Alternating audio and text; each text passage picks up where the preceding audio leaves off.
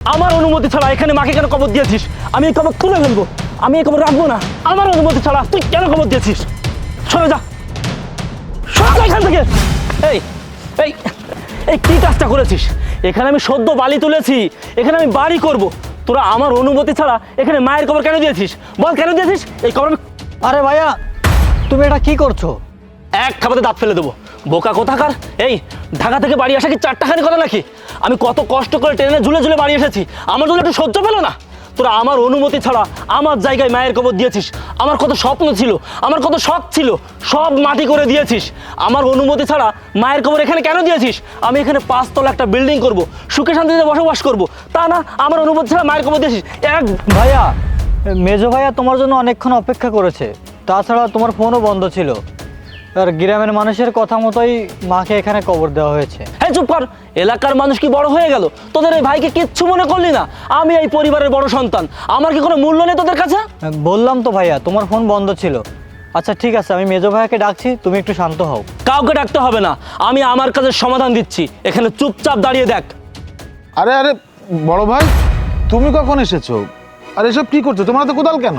এই তো একটু আগে এসেছি, হাতে কোদাল কেন বুঝতে পারছিস না? এই আমার জায়গায় আমার অনুমতি ছাড়া মাকে কেন কবর দিয়েছিস? আমার জন্য কি একটু অপেক্ষা করা যেত না?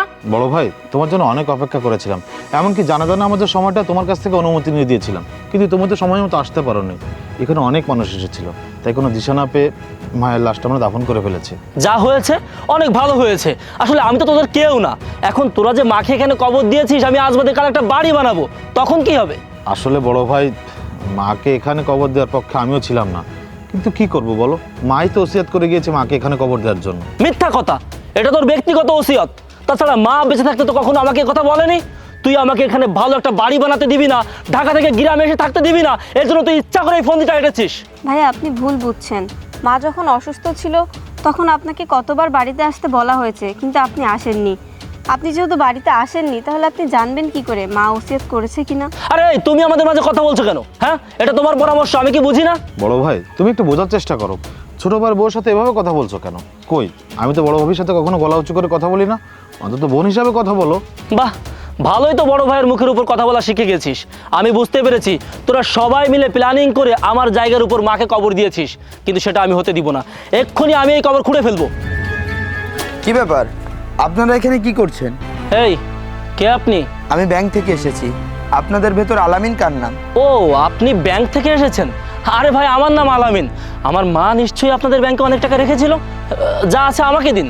আরে ভাই, আগে আমার কথা শুনুন। ভাই, কোনো কথা শুনতে হবে না, আমাদের মা যে টাকাগুলো রেখেছে সব টাকাগুলো আমার কাছে দিন। আচ্ছা আপনি দেখুন না, এই যে মায়ের কবরটা ওরা নেট দিয়ে ঘিরেছে, এটা কি ঠিক হয়েছে? আপনি যে টাকাটা আমাকে দিবেন, ওর মধ্যে কিছু টাকা অ্যাড করে আমি মায়ের কবরটা পাকা করে টাইলস করে দিব।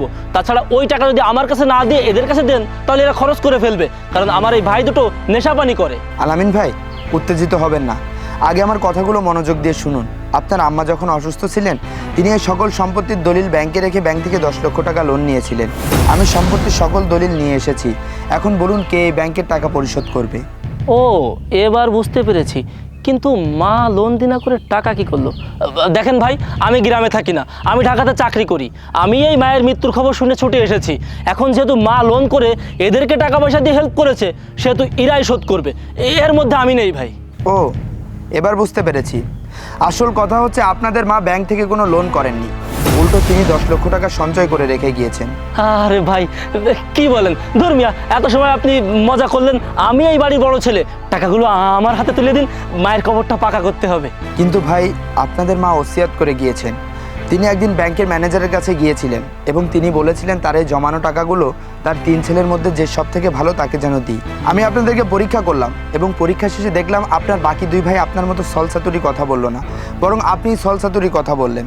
আমি আপনাদের মাঝে পরীক্ষা করে বুঝলাম এই টাকা পাওয়ার একমাত্র যোগ্য ব্যক্তি আপনাদের মেজো ভাই। আমি তার কাছে সব কিছু বুঝিয়ে দিচ্ছি।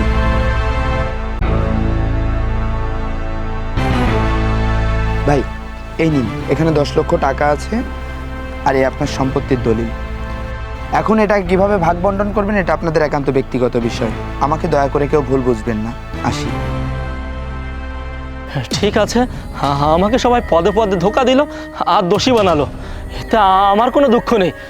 আমি যা বলেছি তাই, আমি এই কবর খুঁড়েই ফেলবো, আমার জায়গা আমি ক্লিয়ার করবই। বড় ভাই, আমি তোমার পায়ে ধরছি, এ না তোমার 10 লক্ষ টাকা, আমার পাকা বাড়িটা তুমি নিয়ে নিও। আমি মায়ের কবরের পাশে একটা কুড়ে ঘর বানিয়ে থাকবো। তারপরে দয়া করে মায়ের কবরটা এখান থেকে তুলে দিও না। বড় ভাই, তকদির বলে একটা কথা আছে, কার কপালে কি লেখা আছে সেটা কেউ জানে না। তুমি তো লক্ষ টাকার মালিক, কই মায়ের মুখটা তো তুমি দেখতে পারলে না। আমার মনে হয় না তুমি কোটি টাকা খরচ করে মায়ের মুখটা দেখতে পাবে। হাসরের ময়দানে মা ছেড়ে দেখা হবে কিনা সেটাও জানি না। তাহলে ক্ষণিকের এই দুনিয়াতে কিসের এত দাম্ভিকতা? যে মা 10 মাস 10 দিন গর্ভে ধরে তোমাকে দুনিয়ার মুখ দেখালো, বাবা মারা যাওয়ার পর যে মা অন্যের বাড়িতে কাজ করে তোমাকে লেখাপড়া শিখে মানুষের মতো মানুষ করেছে, আজকে তুমি তার লাশ কবর থেকে তুলে ফেলতে চাইছো? বড় ভাই, তোমারও সন্তান আছে, তুমি একদিন বৃদ্ধ হবে, তুমি একদিন মারা যাবে। সেদিন তোমার সন্তান যদি তোমার লাশটা তুলে ফেলতে চায়, তাহলে বিষয়টা কেমন হবে? বড় ভাই, আমি জানি পাথরে ফুল ফোটানো যায় না, এই ইট পাথরের শহরে তুমিও জড়বস্তুতে পরিণত হলে। আর তুমি কাকে কি বলছো? যার জ্ঞান বুদ্ধি বিবেক কিছুই নেই তাকে তুমি বারবার বড় ভাই কেন বলছো? মায়ের গর্ভ থেকে দুনিয়াতে আগে আসলে তাকে বড় ভাই বলে না। বড় ভাই হতে গেলে দায়িত্ব কর্তব্য কি সেটা জানতে হয়। ছোটদের স্নেহ করা আর বড়দের সম্মান করা থেকে যে বিরত থাকে সে মানুষ রূপের পশু। মেজো ভাই, তোমার অফারে বড় ভাইয়ের মন গলছে না, তাই আমিও আমার ভাগের সকল সম্পত্তি বড় ভাইকে দিয়ে দিব। ভাইয়া, তোমার কোনো চিন্তা করতে হবে না, আমি মেজো ভাইয়ের সাথে এখানে একটা কুড়ে ঘর বানিয়ে থাকবো। এসএসসি পরীক্ষার সময় নিজের ছোট ভাইকে মাত্র 2000 টাকা দিয়েছিল ফর্ম ফিল আপ করতে, আর সেই কথা যে কত মজলিসে বলেছো তার কোনো হিসেব নেই। ভেবেছিলাম ছোট ভাইদের উপর বড় ভাইয়ের একটা ছায়া, আর সেই ছায়াতে যে রোগ ব্যাধি বসবাস করে এটা আমার জানা ছিল না। মেজো ভাই, চলো। চলো।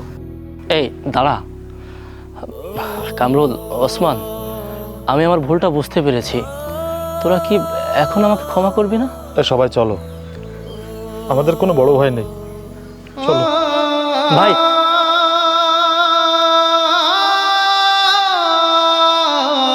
মা, মা, মা, আমি এটা কি করলাম? মা, তুমি আমি ক্ষমা করে দাও মা। মা, মা।